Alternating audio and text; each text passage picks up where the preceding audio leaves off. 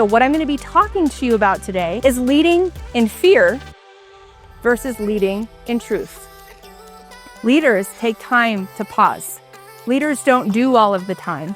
And Megan and I are going to lead some really powerful discussion among women. Not only women, but women leaders. We lead at home, we lead at work, we lead in our families, we lead among our friends. That's why you're here. And part of my story comes from motherhood. 6 years ago, I didn't want to exist in my life. I had 3 children, I had a business that I loved, I had thriving friendships, and I was an amazing wife with an amazing husband. And I was done. Who's been done?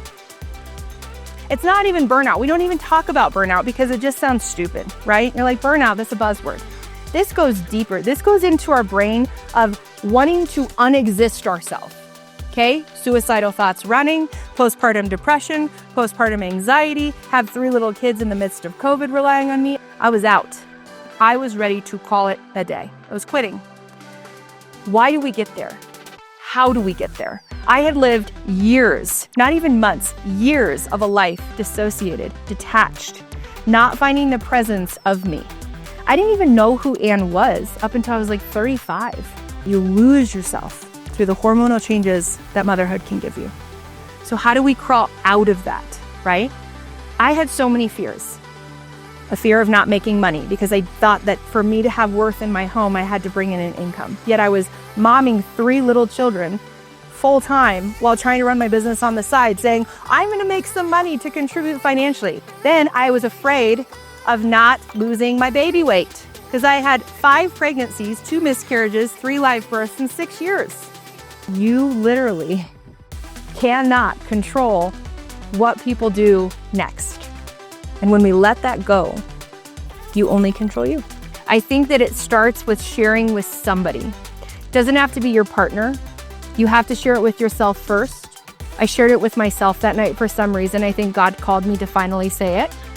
But then you share it out loud somewhere, someplace, and that starts the conversation. And that person leading with curiosity, not judgment. No shame. You exist where you are today, and that's the best you can do. And then you can move forward with curiosity. Talk to me about that. Why does that exist? Okay, interesting. Because once you talk about it, it becomes less scary. And once you talk about it and you bring that to light, evil lives in darkness. When you bring it to light and you shed the light on it, which is talking and communicating and letting someone in and letting them see you exactly as you are with no shame, that's where the work begins. That's how you crawl out of those holes that you're in with whatever fear you guys thought about today in this session. With whatever fear is driving your life right now, you talk about it. That's how I started. But ultimately it was therapy, and then it was continuing to exist in that space as I was with grace. I did the best I could with the information I had at the time. This place today has no expectation of you. Eat, enjoy, drink, right? There's no expectation of you here.